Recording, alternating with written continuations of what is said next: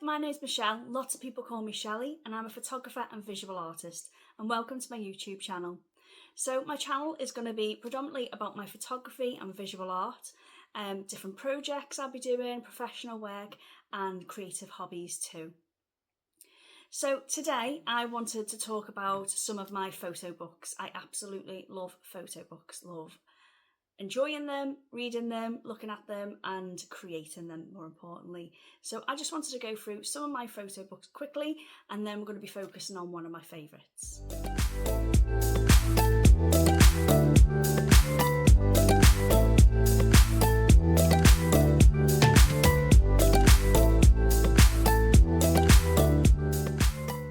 So during the duration of my studies in photography and digital imaging, I created a variety of books, and from little zines to more elaborate books with different binding, different covers. I like to play around with different types of materials and approaches to my work as well.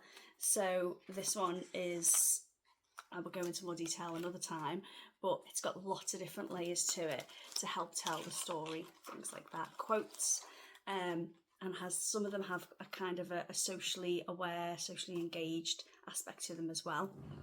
I like experimenting with different techniques, cyanotypes being one of them. This is another project I did. That's another book. And different themes too. This is a little fashion theme I did. Quite simple, but a different approach to it, heavily inspired by Nick Knight and some of his techniques as well, some different approaches in that. So the main one I'm going to be looking at today is this one. I created this book called 1 in 2. Around about this time last year, I started building it. It's about my mother and her journey with cancer. My mother got diagnosed with cancer about June 2003.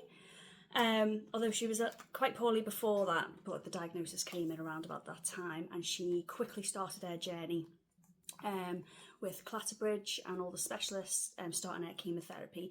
And around about that time, I was faced with a project called Science in the Everyday, and the theme was open. You can choose to use it how you want. And my mother and I decided to work together.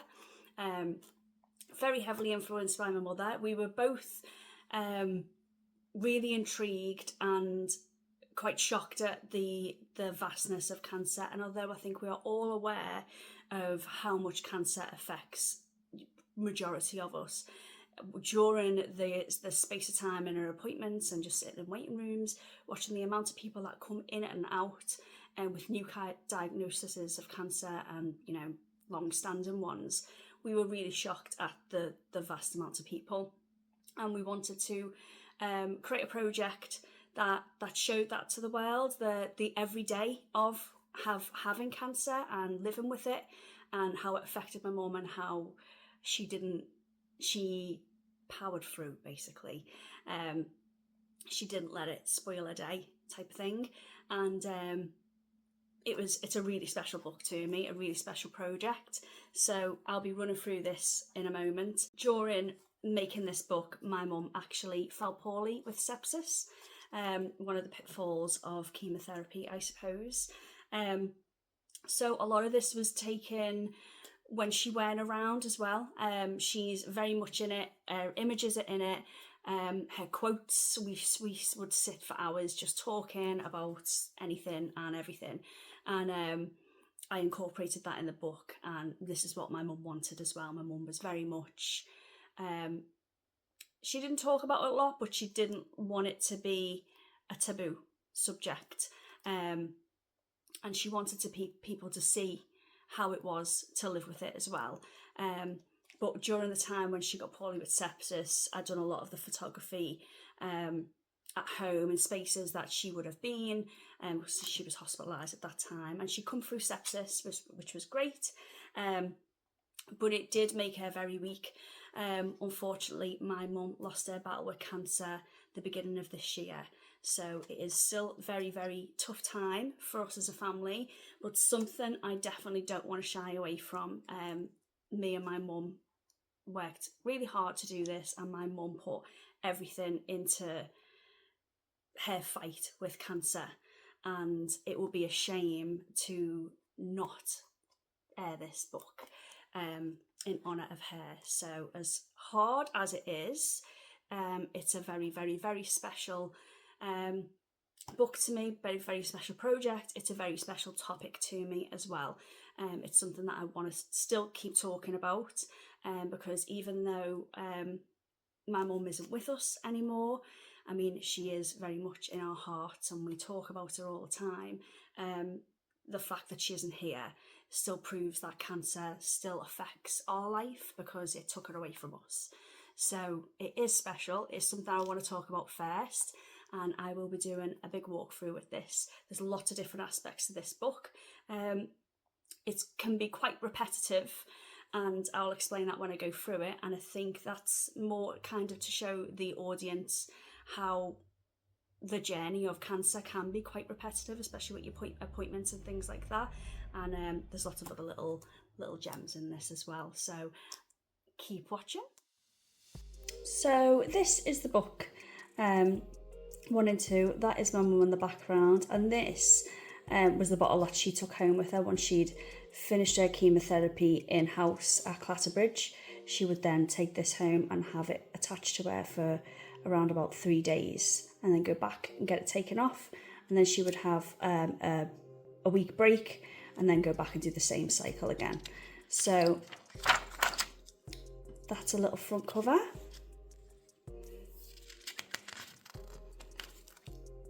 And then we have a little intro, Science of the Everyday, because that was the project brief. And every 2 minutes, someone in the UK is diagnosed with cancer. 1 in 2 of us will get cancer in our lifetime, and that's Cancer Research UK.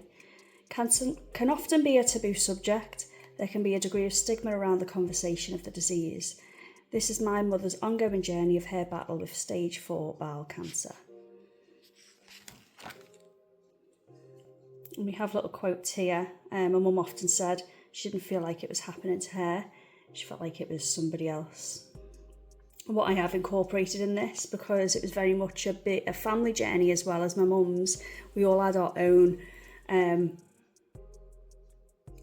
aspects to the journey, I suppose, and a lot of it we would discuss on a group chat that I have between myself and my 2 sisters and my brother. And I was predominantly going to the appointments with my mother, as sometimes my dad wasn't up to it with his health. So after every appointment, I would give a little update on our group chat as to what's happening with mum. And that was a consistent aspect of the journey.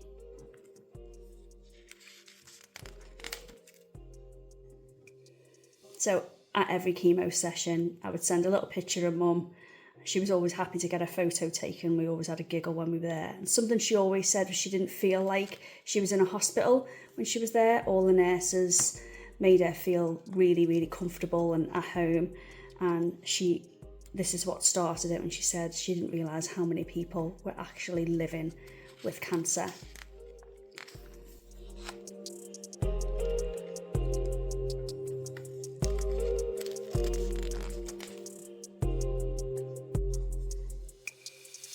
These little inserts come in every now and again, and Dad your dad bought me this to mark my first chemo session, and it was a little heart on a special bracelet that we all put together for her 70th birthday. Mum turned 70 just before she got diagnosed with cancer, and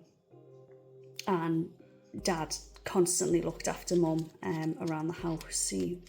She says he was constantly up and down for me. And no matter how rubbish she felt, she'd always say, if it's doing me well inside, I'll take it. She was willing to take anything. Something that became a regular occurrence was taking picnics to the hospital, and we just tried to make it as comfortable as possible.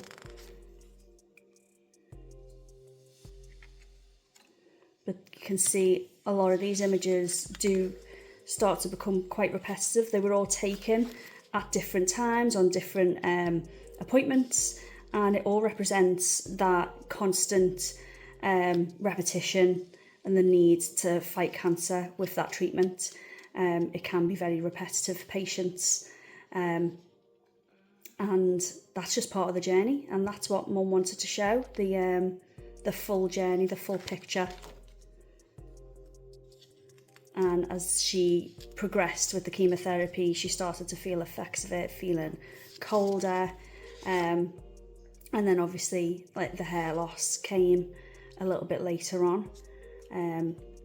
We went wig shopping, and we would always have a giggle at where she would end up leaving it. It would either be on the banister or on her wig stand and things like that.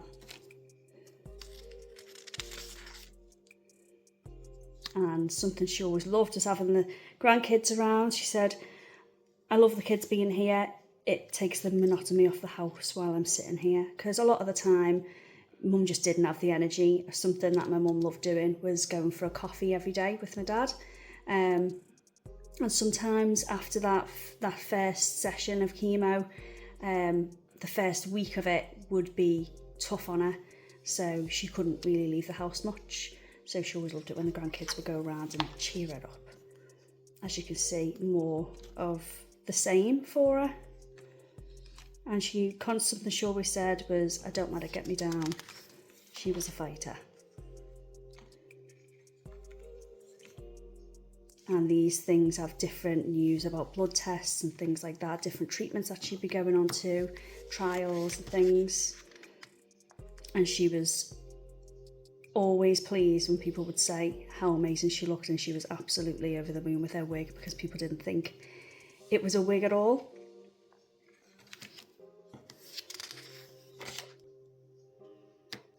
And talking about it as well, although it was hard to talk about for her, she did state, hearing other people's stories gives me hope. People tell me their stories that have the same type of cancer, which helps me. And I think that's such an important thing to take away from something like this, is to keep talking about it. It isn't a nice thing to go through for anyone, and everybody's journey is completely different. But it definitely helps speaking to other people and knowing what they've been through, what they've come through. And it just, I suppose, helps people get through it.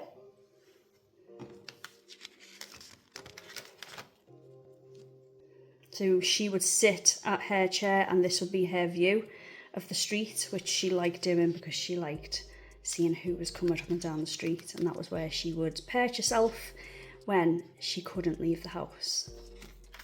And this was during the time that she was actually in hospital with sepsis.